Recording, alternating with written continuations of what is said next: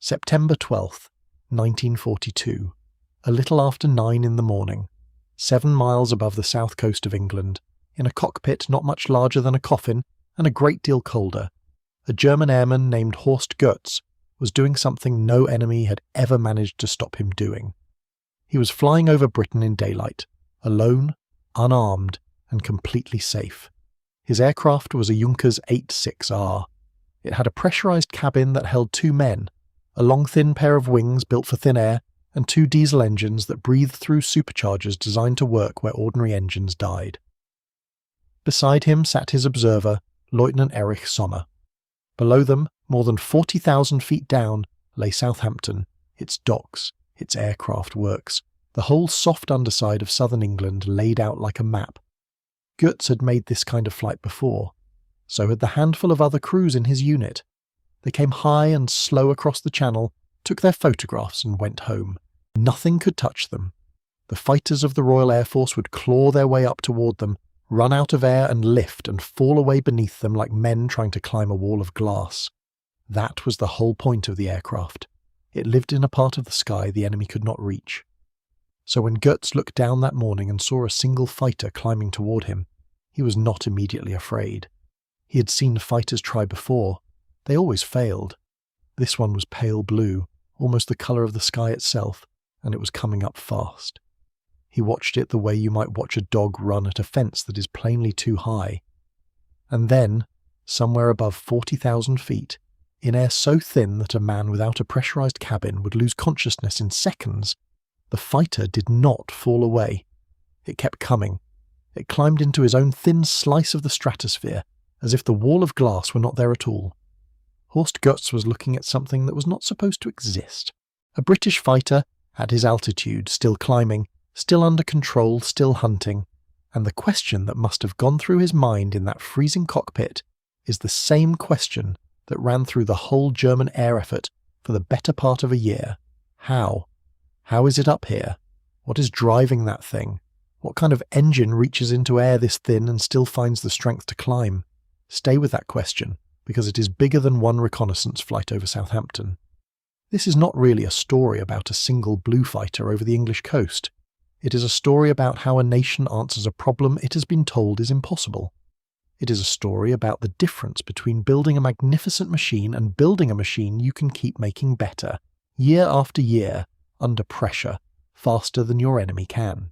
It is the story of how the Royal Air Force taught the Spitfire to breathe at the edge of space, and why, for a crucial stretch of the war, German pilots could not explain how British fighters climbed so high. To understand the shock in that cockpit, you have to understand how confident the Germans had every right to be. Because in the autumn of 1941, the balance of the air over the Channel had tilted hard in Germany's favour, and it had done so almost overnight. For more than a year, the Spitfire had been the measuring stick of a fighter. It had held its own in the Battle of Britain against the Messerschmitt 109, turn for turn, and the men who flew it trusted it the way a swordsman trusts a familiar blade. Then, over the coast of France, a new German fighter appeared, and everything the British believed about their advantage came apart. It was the Focke Wulf 190. It had a broad radial engine, a wide stance, a bubble of a cockpit that gave the pilot a superb view, and a set of controls so light and quick that it seemed to answer a man's thoughts before he had finished thinking them. Against the Spitfire Mark 5, which was then the frontline British fighter, the Focke Wulf was faster in level flight at every height a Royal Air Force pilot was likely to meet it. It rolled faster, it dived faster, it climbed better through the middle heights. The only thing the Spitfire could still do better was turn in a tighter circle, and a tight turn is a defensive move. It is what you do when you're trying not to die, not when you're trying to win. A German pilot who kept his speed up and refused to turn could dictate the entire fight. He could come down, strike, and climb away, and the Spitfire simply could not follow. The man behind it was Kurt Tank, a designer who wanted a fighter that was tough, simple, and easy for ordinary squadron mechanics to keep flying in the field. He built it around a big air-cooled radial engine called the BMMW 801. A radial engine, with its cylinders arranged in a ring around the crankshaft, was rugged and could soak up battle damage that would have killed a slim liquid-cooled engine. It made the Focke Wulf a superb machine down low and through the middle heights. But that engine carried the seed of the aircraft's one great weakness, and it is a weakness that sits right at the centre of this story. Its supercharger was a single-stage design. It squeezed the incoming air only once. Down low, where the air was thick, that did not matter at all, and the Focke Wulf was a killer. But as it climbed, and the air thinned, that single squeeze began to run out of answers, and the higher the aircraft went, the more its advantage bled away. In the summer of 1942, no German pilot had any reason to worry about that. They were winning at the heights where the fighting actually happened. The weakness was there all the same, waiting for a British engine that could keep climbing after the Focke Wulf had stopped. For Britain, the Spitfire was never only a machine. It had become, in the summer of 1940, something close to a national talisman. It was the aircraft that had stood in the gap when invasion seemed a matter of weeks away. The shape in the sky that ordinary people had watched twisting over the fields of Kent and had learned to love. To be told, a year later, that this beloved aircraft was now second best, that a German fighter could beat it more or less at will, was not just a military problem. It was a blow to something deeper. The men who flew it knew that truth long before the public did, and they carried the knowledge into every sweep over France. The men who flew against it felt the change in their bones. Through the winter and spring that followed, the Royal Air Force was pushing offensive sweeps out over occupied France, trying to force the Luftwaffe to come up and fight. The operations had bland code names. There were small nuisance raids in cloudy weather, and there were larger set-piece affairs where a handful of bombers were sent out as bait with clouds of fighters around them to lure the German fighters into battle. The idea was to bleed the enemy over his own territory. The reality was closer to the opposite. The German fighters chose when to attack and when to leave. They fought over their own airfields, low on fuel worries, with the sun and the height in their favour, and the Royal Air Force paid a butcher's bill for very little return. There was a phrase for what Fighter Command was trying to do. Its leaders spoke of leaning forward into France, of carrying the war back across the Channel, now that the defensive battle of 1940 had been survived.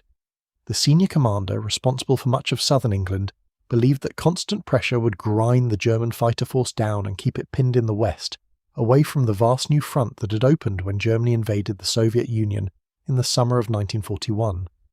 It was a sound idea on paper. In practice, it handed almost every advantage to the enemy.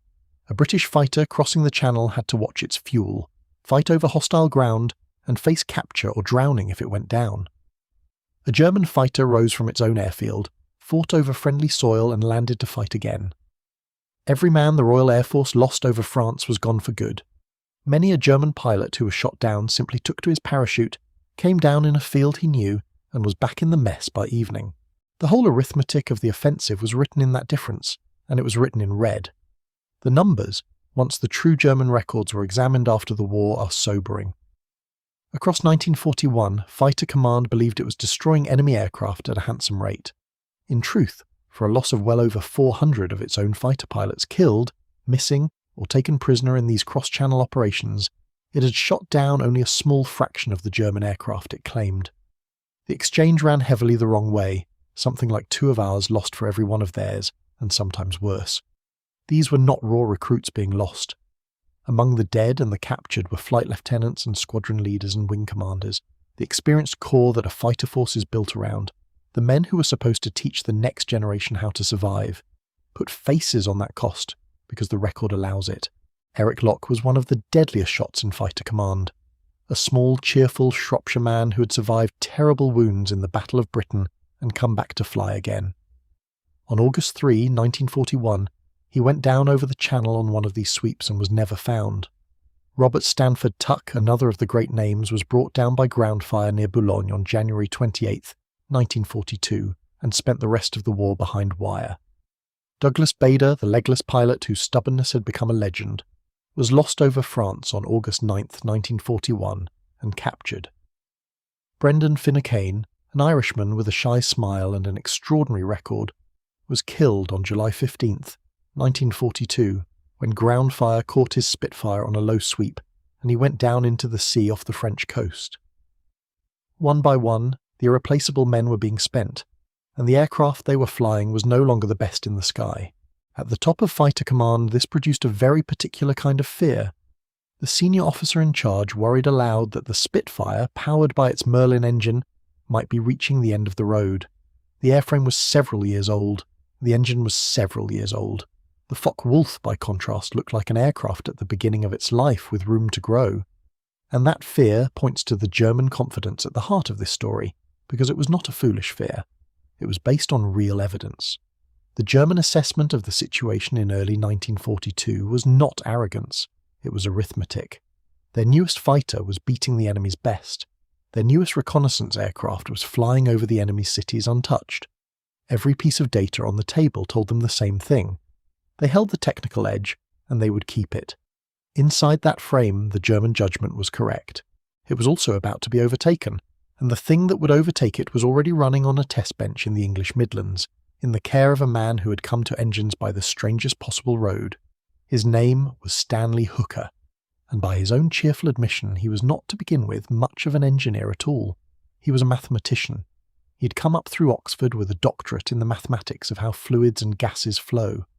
The swirl of air around a wing, the spin of a vortex behind a moving body. He was a man who saw the world as a set of equations waiting to be solved.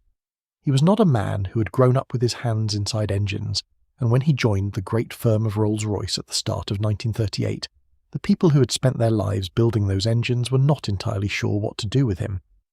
There is a story Hooker liked to tell against himself.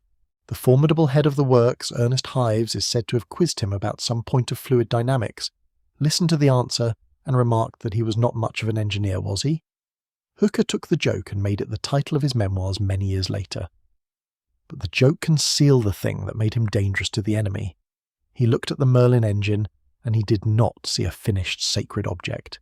He saw a set of numbers that could be improved. To understand the engine Hooker had come to improve, you have to know where it came from, because the Merlin was not born in a war. It was born in a race. In the years before the war, Britain had competed for a trophy awarded to the fastest seaplanes in the world, and to win it, Rolls-Royce had built a monstrous racing engine known simply as the R. It was created under the eye of Henry Royce himself, the founder of the firm, an old man by then, working from his home on the south coast, sketching ideas that his engineers turned into metal. That racing engine taught Rolls-Royce how to draw enormous power from a compact block for short, violent bursts. The Merlin was not simply that racing engine detuned, as is sometimes said. It grew more directly out of an earlier, smaller engine the firm already built, enlarged and refined for war. But the hard-won lessons of the racing years, the supercharging, the cooling, the way to survive extreme stress flowed straight into it. Out of all of that came the Merlin, a smaller, more civilized engine meant to run all day. When the Spitfire and the Hurricane first flew, the Merlin was what gave them their voice. By the time Hooker arrived, it was already a proven, trusted design with several years of development behind it. That was its strength, and some feared its weakness. A proven engine can feel finished. Hooker's gift was to look at a supposedly finished thing and see how far it could still be pushed. The part of the engine that fascinated him was the supercharger, and to understand why that part decided the whole contest, you have to understand a simple and brutal fact about the sky. Air gets thinner as you go up. At around 30,000 feet there is roughly a third as much air in a given space as there is at sea level. An engine burns fuel by mixing it with air, and if there is only a third of the air, there is only a third of the power, and a fighter starved of air at height becomes a heavy, sluggish, dying thing. The supercharger is the answer to that. It is a compressor driven by the engine itself that grabs the thin, high air and squeezes it back up toward the density it would have near the ground before feeding it to the cylinders. The better the supercharger, the higher the engine can climb before its power begins to fade. There is a specific height for every engine at which the compressor is working flat out and can no longer keep up, and above that height the power falls away. The engineers called it the full throttle height. Raise that height, and you raise the whole ceiling of what the aircraft can do. Everything that happened in this story happened because one side learned to raise that height faster than the other. Hooker's first contribution was to treat the existing supercharger as a mathematics problem. He studied the way the air entered the compressor, the shape of the spinning impeller that flung it outward, the passage that gathered it and slowed it and turned its speed into pressure. He found waste everywhere, places where the design was fighting itself, where sharp corners and clumsy shapes were throwing away energy as heat and turbulence. He redesigned the intake and the internal passages, and the result was startling. The improved supercharger lifted the engine's best working height by around 3,000 feet and gave a gain in power that came close to a third. That improved engine, the Merlin 45, went into the Spitfire Mark V, the very aircraft that was now struggling against the Focke Wulf. Without Hooker's first round of work, the Spitfire Mark V would have been worse still, but a single stage of compression, however cleverly shaped, could only reach so far. To go higher, Hooker needed to compress the air not once but twice. The idea of a two-stage supercharger is easy to say, and was fiendishly hard to build. You take the air, squeeze it in a first compressor, then feed that already compressed air into a second compressor, and squeeze it again. Two squeezes in series can build a far greater pressure than one, which means the engine can be fooled into thinking it is near the ground, even when it is at the roof of the sky. The demand for such an engine did not first come from the fighter world at all. In the spring of 1940, the ministry that ran aircraft production asked Rolls Royce for a Merlin that could keep its power all the way up toward 40,000 feet to drive a high-flying bomber. Hooker's team could have chased a turbocharger, a device driven by the engine's own exhaust, which the Americans favoured. They chose instead to stay with the mechanical supercharger they understood and to add a second stage to it. By the spring of 1941, an engine built on that principle was running on the bench. It became the Merlin 60 series.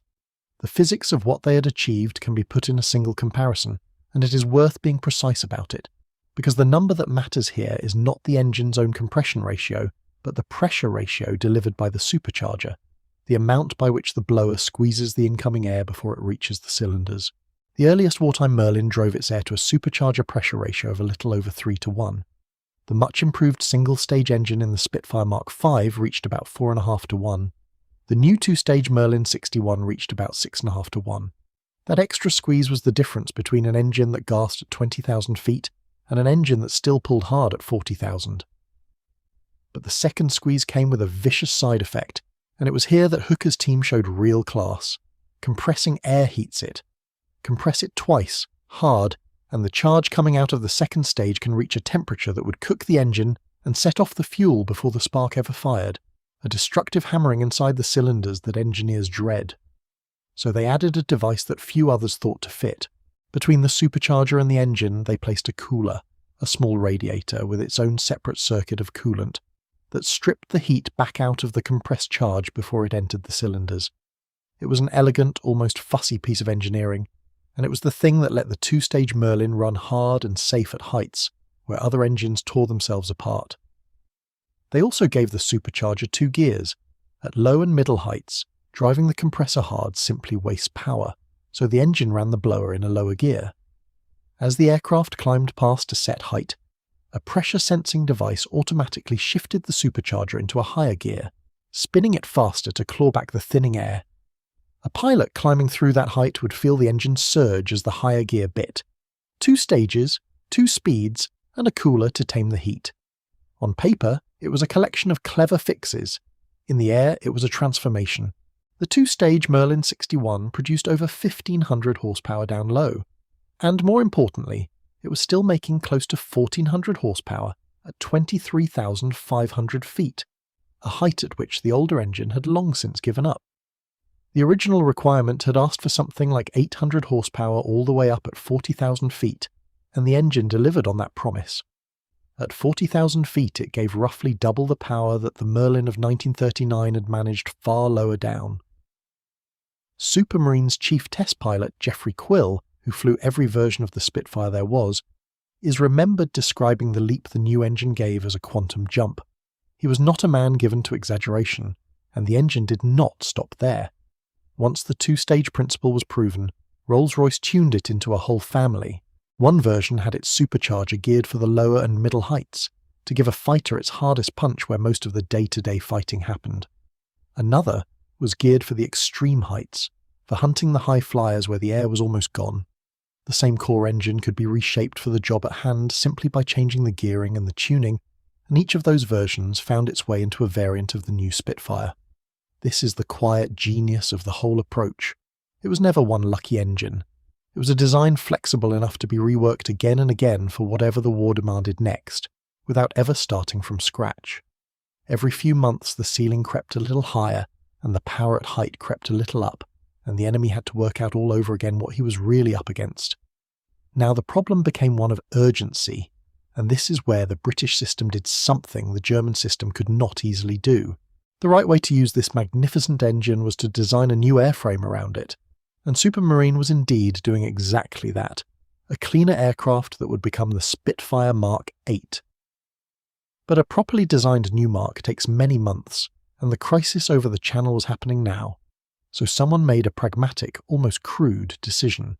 Rather than wait, they would take the existing Spitfire Mark 5, the one being beaten by the Focke Wulf, and simply force the two-stage Merlin 61 into its nose, strengthening what had to be strengthened, adding a second small radiator under the other wing to feed the cooler, and accepting that the result would be a hybrid, a stopgap, an aircraft cobbled together to buy time. That stopgap was the Spitfire Mark 9. It was never meant to be a masterpiece, it was meant to be quick, and it turned out to be one of the most important fighters Britain ever flew. The first test aircraft flew early in 1942. Full production got underway in June of that year, and here the story is helped enormously by a gift that fell out of the sky into British hands. On June 23, 1942, a German fighter pilot named Armin Faber was in a hard fight over the southwest of England. He had shot down a Czech pilot flying for the Royal Air Force, and in the confusion and exhaustion of combat he became completely lost. He mistook the Bristol Channel for the English Channel, turned north when he should have turned south, and believing he was landing safely back in occupied France, he put his brand new Focke Wulf 190 down neatly on a Royal Air Force airfield in South Wales. The duty pilot who arrested him was armed only with a flare pistol. Overnight, the Royal Air Force possessed an intact, flyable example of the very fighter that had been tormenting it. It was flown to the research establishment at Farnborough, and then to the unit that tested captured aircraft, where British pilots could at last fly the Focke Wulf against their own machines and measure exactly what they were facing. And what they wanted to test it against, above all, was the new stopgap Spitfire. It is hard to overstate what a gift Faber's blunder was. For months, the Royal Air Force had been fighting an enemy it could only measure from the outside, from gun camera film and the wreckage of aircraft that had crashed too hard to study. Now it had a whole, undamaged example it could fuel, start, and fly. British test pilots took the Focke Wulf into the air again and again, throwing it against Spitfires in mock combat, learning its every strength and, more usefully, its every weakness. They learned how it behaved at the edge of a stall, how it rolled, how quickly it ran away in a dive, and exactly where in the sky its power began to fade. That knowledge went straight back to the squadrons as hard advice. Do not try to turn with it low down. Do not follow it into a dive. And above a certain height, do not fear it at all. An enemy you have flown yourself is an enemy half beaten, and Armin Faber, by getting lost, had handed the Royal Air Force the manual to the aircraft that had been killing its pilots. The comparison, when it came, was the hinge of the whole story. The test unit flew the Spitfire Mark 9 against the captured Focke Wulf through the full range of heights, and they wrote down what they found in the flat, careful language of an official report. Down low and through the middle heights, the two aircraft were startlingly close, so close that the report remarked on the remarkable similarity in their performance. The Focke Wulf still had its edges. It still rolled faster, dived faster, accelerated away faster. The Spitfire still turned tighter. But then the testers took both aircraft up high, and the picture changed completely. Above around 22,000 feet, the report noted, the climb of the Focke Wulf was falling off rapidly, while the climb of the Spitfire Mark 9 was actually improving. Read that sentence slowly, because it is the whole war in miniature. The German fighter, so dominant lower down, was running out of breath as it climbed. The British fighter, thanks to that second squeeze of air and the little cooler that tamed the heat, was getting stronger the higher it went. The unit's conclusion was blunt. Given an even start, the Spitfire Mark 9 stood a very good chance of shooting the Focke Wulf down. If anything, the trial understated the British advantage, because the testers had run the captured German fighter's engine harder than its own Air Force normally allowed, flattering its figures. The real margin, in the hands of ordinary squadron pilots, was a little wider still. If you have ever loved a piece of engineering, or love the people who sweat over the unglamorous parts of a machine until they work, this is the moment to press the like button, because it costs you nothing, and it keeps the memory of these men in front of a few more people who have never heard their names. Stanley Hooker and his supercharger team never fired a gun. They deserve to be remembered anyway. Now, think about what the new Spitfire looked like from the other side of the fight, because this is the answer to the question in Horst Goetz's Frozen Cockpit, and the reason German pilots were so badly caught out. The stopgap Mark 9 had been built onto the old Mark 5 airframe. From more than a few hundred yards away through a gun sight, in the split second a fighter pilot has to make a decision, the two aircraft were almost impossible to tell apart. They had the same silhouette, the same wing, very nearly the same nose. There were differences, if you knew precisely where to look and had the leisure to look, which no man in a dogfight ever had. The Mark 9 had a slightly longer nose to house the bigger engine, and it swung a four-bladed propeller where the older Mark 5 had turned 3. Because the new engine's cooler needed a radiator of its own, the Mark 9 carried a radiator under each wing, a neat symmetrical pair, while the Mark 5 had been lopsided, with a radiator beneath one wing and a smaller oil cooler beneath the other. On the ground, a trained eye could tell them apart in a moment. In the air, closing at a combined speed of several hundred miles per hour, with the sun and the fear and the adrenaline all working against you, those small differences were as good as invisible until the fight was already joined. For the German pilot, that created a genuinely horrible problem. Up to the summer of 1942, seeing a Spitfire had meant seeing a beatable enemy, an aircraft you could outclimb and outrun if you kept your speed and your height. Now, some of those identical-looking Spitfires were the old, inferior kind, and some of them were the new kind that would climb right past you and shoot you down, and you could not tell which was which until you were already committed to the fight. The historian Adam Lunny, who has written closely on the squadrons of this period, describes the miserable choice this forced on the Luftwaffe. A German pilot could treat every Spitfire he met as the dangerous new type, and give up the aggressive tactics that had served him so well. Or he could gamble that the Spitfire in front of him was the old harmless kind, keep fighting the way he always had, and discover his mistake only when it was far too late to matter. The Royal Air Force pilots had no such problem in reverse. They could always tell a Focke Wulf from a Messerschmitt at a glance, and they could always decline a fight that looked bad. The Germans lost that certainty in the summer of 1942, and they never fully got it back. That, more than any single dogfight, is why this aircraft mattered so much. It did not just restore British performance, it poisoned German confidence. The first squadron to receive the new fighter was No. 64 Squadron, based at Hornchurch on the eastern edge of London, and it took the Mark 9 into action in the last days of July of 1942. On one of the squadron's first sweeps over the French coast at the end of that month, one of these Spitfires shot down a Focke Wulf, the first of a great many. A few weeks later, in the huge and costly air battle over the raid, on the French port of Dieppe on August 19, 1942, the Mark 9 fought in numbers for the first time. The Dieppe raid on the ground was a disaster, and the air fighting above it was ferocious and expensive. But the new Spitfire proved on that terrible day that it could meet the Focke Wulf on equal terms and better. The men who flew it could feel the difference in the controls, in the way the engine kept pulling when they expected it to sag. For the first time in nearly a year, a Royal Air Force fighter pilot climbing to meet the enemy did not have to feel that the machine beneath him was already beaten. Pilots who converted onto the new Mark talked about it the way you talk about a weight lifted from your shoulders. The aircraft looked almost exactly like the one they had been flying, but it pulled where the old one had sagged, and it kept pulling into the heights where fights were won and lost. Word of that difference spread through the squadrons faster than any official signal, and because the stopgap had been built onto an airframe already in mass production, it could be turned out in huge numbers. The Mark 9 went on to become one of the most produced versions of the Spitfire of the entire war, second only to the very Mark 5 it had been rushed out to replace. It served on every front where the Spitfire fought, from the Channel to the Mediterranean to the Far East. A machine thrown together in a hurry to plug a hole became, almost by accident, one of the definitive fighters of the war. That is what happens when the thing you improvise is built on foundations as sound as that engine. But the Mark 9 that duelled the Focke Wulf over France was only one half of what that two-stage engine unlocked. The other half went straight up into the story we began with, into the thin, freezing air where the Junkers reconnaissance aircraft thought it was safe. The Germans had built genuinely remarkable high-altitude aircraft. The Junkers 8-6 in its final reconnaissance form had a pressurised cabin so its crew could survive without the crushing cold and the starvation of oxygen that killed men at those heights.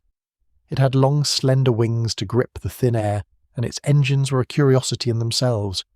They were diesels rather than the petrol engines most aircraft used, turbocharged and specially adapted to keep running in air that would have starved an ordinary engine into silence. Later versions stretched their wings longer still, reaching for every last foot of height. It cruised at around 40,000 feet, and for a while, nothing in the sky could reach it. In the Mediterranean, these aircraft ranged over Egypt during the desperate fighting around El Alamein, photographing British positions at will. Over England, they came and went above the range of the guns and the fighters. The Royal Air Force answer to them was brutal and simple and quietly heroic. If the enemy lived at the top of the sky, then a Spitfire would be stripped of every ounce of weight that was not essential and sent up after him. In Egypt, ground crews at a maintenance unit near Alexandria took Spitfires and tore out everything they could. They removed armour. They removed guns, leaving only a pair of cannon or even less. They fitted lighter propellers and squeezed a little more out of the supercharger. The work was improvised, done in the heat, with whatever came to hand. The sort of field engineering that never makes the history books but wins campaigns. On August 24th, 1942, one of these stripped fighters, flown by a pilot named George Reynolds, clawed its way up to around 42,000 feet, higher than the makers had ever intended the aircraft to go, and closed with one of the high-flying Junkers. In the fighting over Egypt in those late August days, the desert flight brought one of the type down, the first ever destroyed by an enemy aircraft. The exact tally of that single interception has been argued over ever since, but the larger fact is not in doubt. The desert crews had proved, with hacksaws and improvisation and a great deal of nerve, that the untouchable was touchable after all. And a word of caution is worth adding here, because the sky is full of tall tales. You will sometimes read that these interceptions happened at 49,000 feet or more. Historians treat those extreme figures with great suspicion, because the stripped Spitfire simply did not have the power to fight that high. 42,000 feet was astonishing enough. The myth of the safe high flyer died in the sky over Egypt, and it would die again a few weeks later over England. Over England, the same idea took an even purer form, and it used the very engine at the heart of this story. At an airfield west of London, a small special flight was formed to hunt the high-altitude intruders. Its aircraft were two Spitfires fitted with the two-stage Merlin, the same kind of engine that powered the Mark 9 and then stripped and lightened without mercy. Rolls Royce prepared them, armour came out, the 4 rifle-caliber machine guns came out, leaving only 2 cannon. Every pound that could be saved was saved, some 450 pounds in all, and even the propeller was changed for a lighter wooden one. They were painted a pale blue to hide them against the high sky. They were, in effect, engines with just enough aircraft wrapped around them to carry a man and 2 guns to the roof of the world. The stripped fighters were not the only British answer to the high-flying threat. Behind them, engineers were building proper high-altitude machines, Spitfires with sealed, pressurised cockpits, so a pilot could survive the thin air in relative comfort, rather than gambling his life on a rubber mask and his own endurance. One such Mark had a pressure cabin and long-pointed wingtips, though the weight of the pressure equipment held its ceiling down and only a small number were made. A later, better version married the pressure cabin to the 2-stage Merlin and could reach well above 40,000 feet. There was even a purpose-built twin-engined interceptor, the Westland Welkin, with a great wide wing and a pressurised armoured cockpit, designed from a blank sheet to fight at the very top of the sky. Its prototype flew late in 1942, but by the time it was ready, the high-flying enemy had already given up and gone home, driven off by the stripped fighters and by the plain fact that Britain could now follow him up. Only a handful of Welkins were ever built, and not one of them fought. The threat they had been designed to kill had, in a sense, killed itself against the 2-stage Merlin first. The men who flew them faced a set of dangers that had nothing to do with the enemy at all. Above 10 or 12,000 feet, a human being without extra oxygen begins to fail, slowly and without noticing, his judgment going soft while he still feels fine. Higher up, the failure is quicker and crueler. In an unpressurized fighter at 40,000 feet, a pilot lived entirely at the mercy of his oxygen supply and his own body's tolerance for cold and pressure. The temperature outside was far below freezing. Canopies frosted over. A man could black out and never know it had happened. The pilots of the special flight trained in pressure chambers and sat through lectures on the physiology of high flight, learning the signals that their own bodies were about to betray them. They were flying at the very edge of what a human being could endure, in machines flown at the very edge of what engineering could deliver, and they did it in silence, alone, with no one to help if anything went wrong. There was another, stranger danger up there, one that deep-sea divers know well. At very great heights, with the pressure around a man's body falling away, gases dissolved in his blood could begin to bubble out, bringing on the crippling pain that divers call the bends. A fighter pilot climbing fast toward 40,000 feet was, in a sense, surfacing too quickly from the bottom of an ocean of air. He could be struck down by savage pains in his joints and chest, with an enemy still above him, and a long descent still to fly. These were not risks anyone had fully understood only a few years before. The men of the high-altitude flights were, in part, explorers, charting the limits of the human body at the same moment they charted the limits of the aircraft. Every flight taught the doctors on the ground a little more about what happens to a man at the edge of the breathable world, and some of that knowledge was paid for in fear and pain, and the occasional pilot who came down shaken and never flew that high again.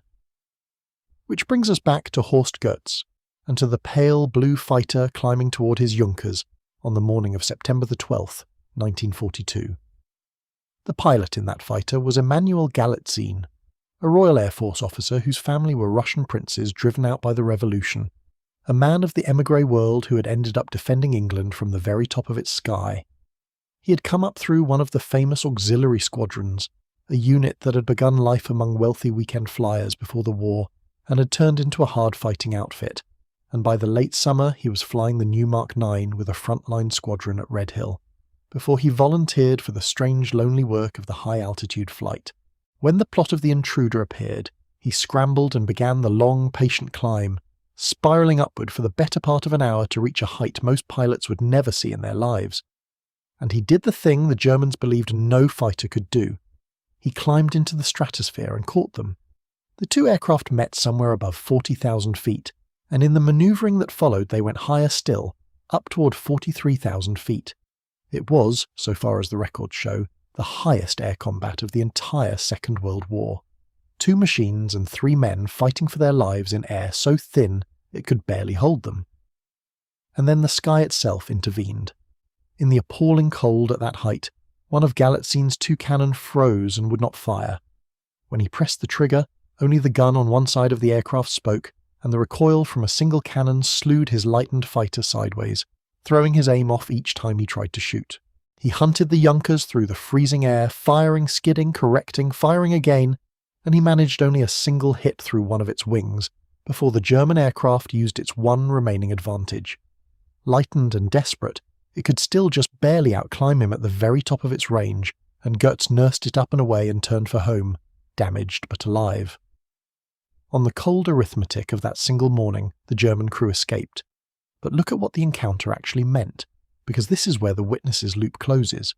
Horst Goetz flew home having learned the one thing his whole way of operating could not survive. The top of the sky was no longer safe. A British fighter had reached him there, had fought him there, had put a shell through his wing there. The illusion that had protected his aircraft was gone. The Luftwaffe drew the obvious conclusion. High-altitude reconnaissance and nuisance raids over Britain by these aircraft were quietly abandoned, because the whole point of them had been that they could not be intercepted, and now they could. The Junkers that had roamed over English cities untouched simply stopped coming. Goetz survived his war, but the strange safe world he had flown in, the world 7 miles up where no enemy could follow, had been taken away from him by an engine. So widen the lens now and ask the real question, the one underneath the dogfights and the stripped-down fighters. Why was it Britain that learned to climb this high, and learned it fast enough to matter? The Germans were not poor engineers. That idea is a comforting lie, and this channel has no time for comforting lies. German designers produced superb aircraft and brilliant ideas. They had direct fuel injection in their fighter engines when the British were still wrestling with carburetors that could stumble in a sudden dive. They had an automatic control that managed the engine's boost and mixture for the pilot, sparing him a handful of the dozen things a fighter pilot has to think about at once. In sheer cleverness of ideas, The German engine men gave nothing away to anyone. The difference was not talent. The difference was in how each side chose to fight the war of development, and in the hand each side had been dealt. Britain made a very particular bet, and Rolls-Royce embodied it. Rather than scatter its effort across many new engines, it took one proven design, the Merlin, and refined it relentlessly, year after year, squeezing more out of it than anyone had believed possible, above all through that supercharger. A culture ran through the firm that Stanley Hooker captured in a single remembered line from Ernest Hives. "If the engineers are wrong," Hives said, "then we are all wrong." It was a way of saying that the engineers were trusted, that their judgment carried weight, that a good idea could travel quickly from a bench to a production line without being strangled on the way. Britain also had access to high-grade fuel brought in large part across the Atlantic that could withstand the fierce pressures of that double supercharging without detonating. Good fuel and a relentlessly developed supercharger were a matched pair, and together they were what let a single engine keep climbing higher and higher through the war. There was more to the British bet than one clever engine. There was the way Rolls-Royce was run. Under Ernest Hives, the firm spread its engine building across a chain of great factories, the original works and huge new shadow factories raised for the war, so that no single bombing raid could choke the flow of Merlins. Improvements worked out on a test bench could be fed into those production lines quickly, because the men who ran the benches and the men who ran the lines spoke the same language and trusted one another. An idea did not have to survive a long journey through layers of officials who did not understand it. It could travel from a drawing to a running engine to a fighter's nose in a matter of months. This is not a glamorous thing. It is the plumbing of victory, the unspectacular business of making good decisions quickly and often. But it is exactly the sort of advantage that never shows up in a comparison of top speeds, and it is exactly the sort of advantage that wins wars. Germany's path was harder, and much of the hardship was not the fault of its engineers at all. The country was short of the rare metals that go into the toughest, most heat-resistant engine parts, the nickel and the cobalt that let a component survive at the temperature the British cooler was designed to strip away.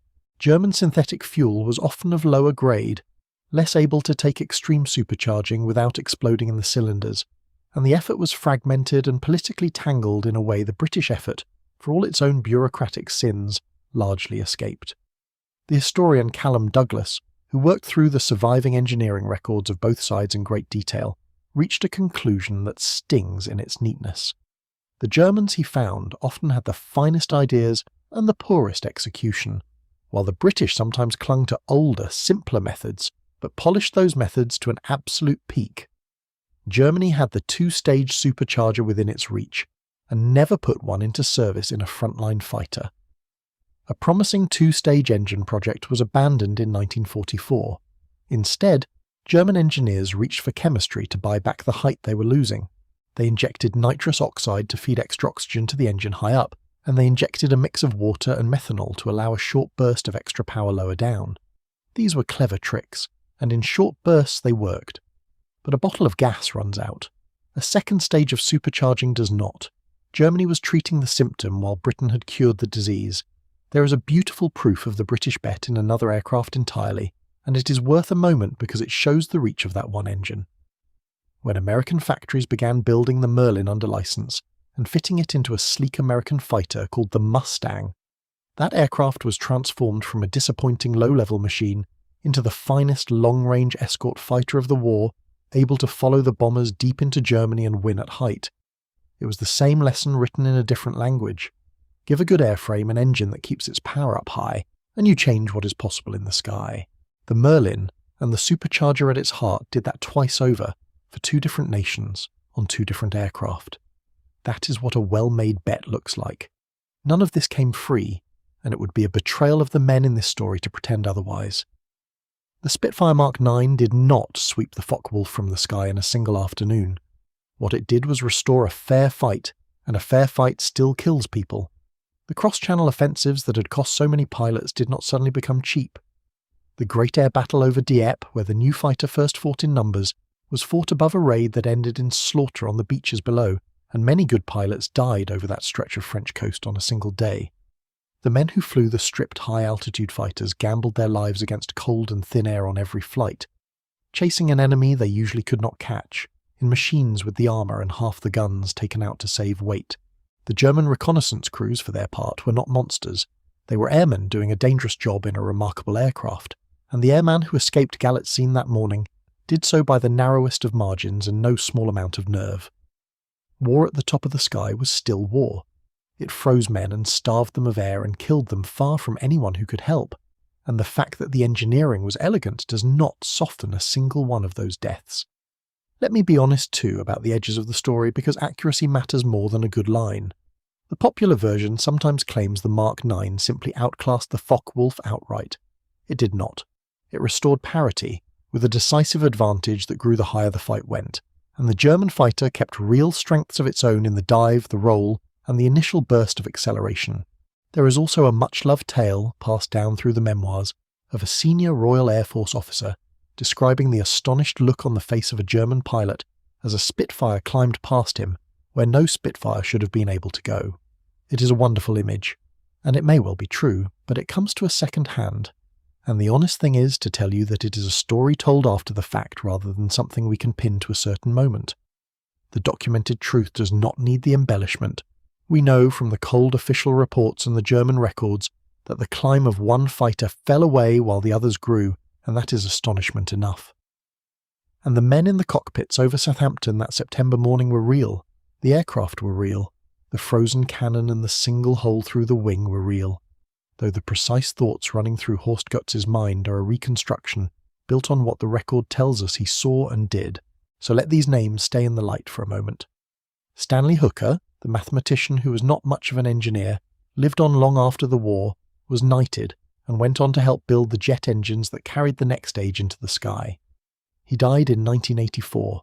Reginald Mitchell, who designed the original Spitfire and who did not live to see any of this, died of cancer in 1937 at just 42 years old, having watched the prototype fly and never knowing what his aircraft would become. Joseph Smith, the quieter man who took over the Spitfire after Mitchell's death, and drove it through mark after mark, including the stopgap that saved the situation, kept that airframe competitive for the whole war. Geoffrey Quill, who tested them all, said of him that if Mitchell was born to design the Spitfire, Smith was born to defend and develop it. Emanuel Galitzine, the exiled prince who fought the highest battle of the war and came home with a frozen gun and one hit to show for it, survived, and the two German airmen in the Junkers, Horst Gutz and Erich Sommer, survived as well, and carried home the knowledge that the roof of the sky had a door in it after all. If your father or your grandfather flew with Fighter Command in these years, or worked the benches at Rolls Royce or Supermarine, or crewed the aircraft on the ground in the cold before dawn, I would be glad to read their name and their unit in the comments below. This is a place where those names are welcome and where they are remembered, and everyone that is written down is one more that does not disappear. The mystery that opened this story has a plain answer in the end. German pilots could not explain how British fighters climbed so high because the explanation was hidden inside the engine, in a second stage of compression and a small cooling radiator and two automatic gears. In the patient mathematics of a man who saw numbers where others saw a finished machine. It was never magic, it was a choice, made early and pursued without flinching, to take one good engine and teach it to breathe where the air ran out. If you want more of these stories, the inventors who were doubted, the machines that changed the sky, the men whose names should not be allowed to fade, then subscribe and stay with this channel, because there are many more of them to tell. 7 miles above Southampton, on a clear September morning, a German airman watched a pale blue fighter do the impossible and climb into his private corner of the stratosphere. He never forgot it. Neither should we.